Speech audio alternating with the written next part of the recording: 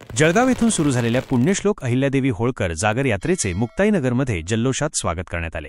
आमदार चंद्रकांत पाटील यांच्या कन्याकुमारी संजनाताई पाटील आणि चिरंजीव हर्षराज पाटील यांनी रथातील पुण्यश्लोक अहिल्यादेवी होळकर यांच्या प्रतिमेची पूजा केली। शिवसेना, भाजप पदाधिकारी आणि धनगर समाज बांधवांनीही रथाचे स्वागत व पूजन केले। संपूर्ण देशभरामध्ये त्रिशताब्दी वर्षानिमित्ताने पुण्यश्लोक राजमाता अहिल्यादेवी होळकर यांचा जागर सुरू आहे।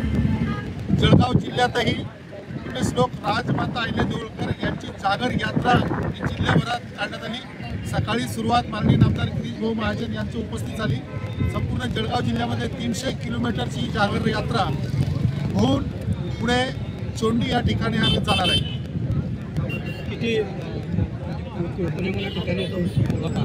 सुरुवात ही जळगाव इथून सुरू झाली।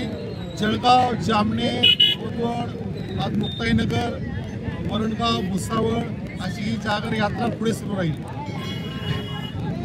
पुण्यश्लोक अहिल्यादेवी होळकर यांचे त्रिशताब्दी महोत्सव आपण सर्व भारतभर साजरा करतोय।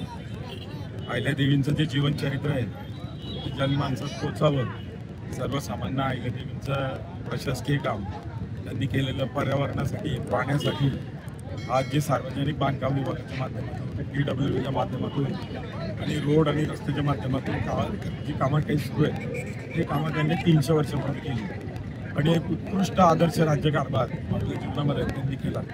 एक स्त्री असताना सुद्धा ज्या पद्धतीने या देशामध्ये अराजकता होती, परंतु सगळ्यांना एकत्र घेऊन या भारतवर्षामध्ये हिंदूंची जवळपास 5000 मंदिरं त्यांनी बांधली, जीर्णोद्धार केली, 6 ज्योतिर्लिंगांचा जीर्णोद्धार केला आणि त्यांचा जो इतिहास आहे तो इतिहास जगापुढे आला पाहिजे, देशातल्या सर्वसामान्य माणसाला मिळाला पाहिजे, त्याला कळला पाहिजे आणि त्या पद्धतीने आमच्या माता भगिनी आणि सर्व समाजांना त्यांच्यापासून प्रेरणा मिळावी, त्यांचं जीवनचरित्र, त्यांचा जीवन प्रवास लोकांना कळावा म्हणून ही जागर यात्रेचं महत्त्व आहे। आणि ही जागर यात्रा आम्ही सगळ्यांनुसार जळगाव सुरू केली आणि त्या रथाचं सारथ्य गिरीश भाऊ महाजनांनी, ते गिरीश भाऊ महाजनांनी जवळपास 10 किलोमीटर तो रथ जो आहे तो रथ सारथ्य केलं आणि त्याच्यानंतर मग आम्ही पुढचा प्रवास सुरू केला आणि आज या ठिकाणी मुक्ताईनगरला आलो आहे आणि तिथून आता दीपनगर, भुसावळ त्या मार्गाने जळगाव आणि जळगाव उद्या ही यात्रा अहिल्यानगरला जाईल। अहिल्यानगरला अहिल्यादेवींचं जे जन्मगाव आहे चौंडी, त्या ठिकाणी तिचा समारोप